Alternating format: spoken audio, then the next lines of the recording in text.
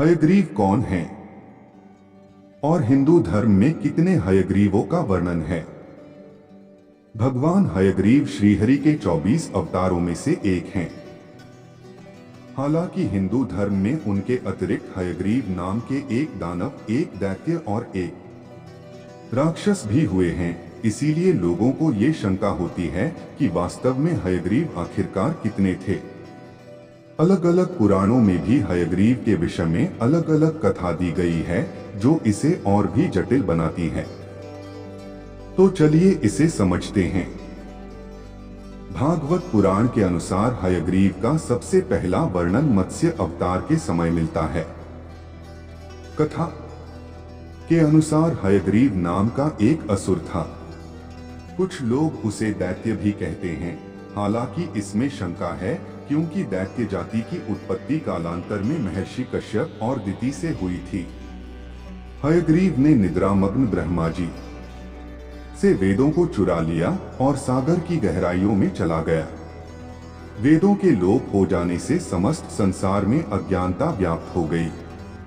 तब ब्रह्मा जी ने भगवान विष्णु से वेदों के कल्याण का अनुरोध किया। तब तक प्रलय काल भी आ चुका था।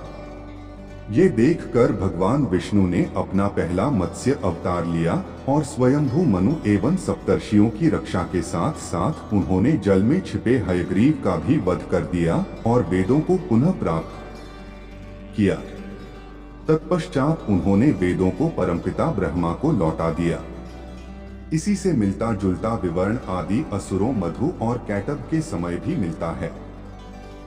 एक कथा के अनुसार श्रीहरि के कान के मैल से मधु और कैटभ नामक असुर जन्मे। जब ब्रह्मा जी वेदों को प्रकट कर रहे थे तो उस स्मृति को उन दोनों असुरों ने सुन लिया और उसे लेकर पाताल में छिप गए। तब भगवान विष्णु ने घोड़े के सर और मनुष्य के धड़ वाला एक अद्भुत अवतार लिया, जो हयग्रीव के नाम से प्रसिद्ध हुआ। हयग्रीव का अर्थ होता है अश्व, घोड़े की ग्रीवा, गर्दन वाला। हयग्रीव रूपी श्रीहरि विष्णु ने मधु और कैटभ से युद्ध किया और उन दोनों का वध कर दिया। उन दोनों का वध करने के लिए भगवान शिव ने उन्हें सुदर्शन चक्र प्रदान किया और नारायण ने उसी सुदर्शन चक्र से दोनों असुरों के 6 से 6 टुकड़े कर दिए। 2 सर, 2 धड़, 4 हाथ और 4 पैर। उनके वही टुकड़े पृथ्वी पर गिरे, जिससे पृथ्वी की 12 परतों का निर्माण हुआ। उनके टुकड़े मेद गिरने से पृथ्वी मेदिनी के नाम से प्रसिद्ध हुई। बाद में हयग्रीव रूपी श्रीहरि ने वेदों को ब्रह्मा जी को लौटा दिया। हयग्रीव के विषय में सबसे प्रसिद्ध कथा हमें महाभारत में मिलती है। इसके अनुसार महर्षि कश्यप और दक्ष पुत्री से दानवों की उत्पत्ति हुई। उनमें से ही एक अश्व के सर वाला दानव था, जिसका नाम था हयग्रीव। उसने अमरता प्राप्त करने के लिए माता पार्वती की तपस्या की। जब माता प्रसन्न हुई तो उसने अमरता का वरदान मांगा, जिसे देने से माता ने मना कर दिया। तब उसने वरदान मांगा कि उसकी मृत्यु केवल हयग्रीव के ही हाथों हो। माता ने तथास्तु कह दिया। अब उसने सोचा कि मेरी मृत्यु केवल मेरे ही हाथों से हो सकती है, इसी कारण मैं अमर हूं। ये सोचकर उसने पूरी सृष्टि में त्राहि मचा दी। तब ब्रह्मा जी ने श्रीहरि से इसका कोई उपाय करने को कहा। इस पर श्रीहरि लीला रचते हुए एक दिन माता लक्ष्मी की सुंदरता को देखकर मुस्कुराने लगे।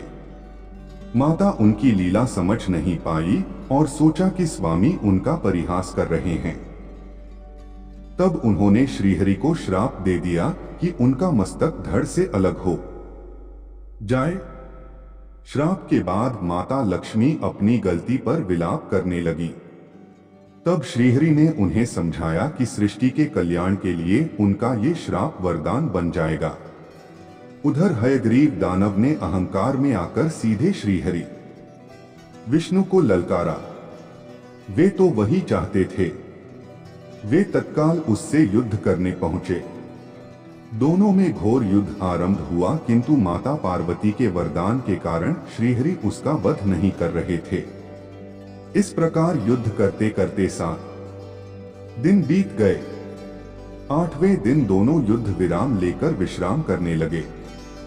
हयग्रीव भूमि पर और श्रीहरि अपने धनुष श्राम की प्रत्यंचा पर विश्राम करने लगे। उधर देवताओं को लगा कि नारायण योग निद्रा में चले गए हैं। यदि ऐसा हुआ तो फिर हयग्रीव का वध कौन करेगा? ऐसा सोचकर देवताओं ने सुझाव दिया कि श्रीहरि के धनुष श्राम की प्रत्यंचा खींची जाए, जिसके स्वर से नारायण की निद्रा टूट जाएगी।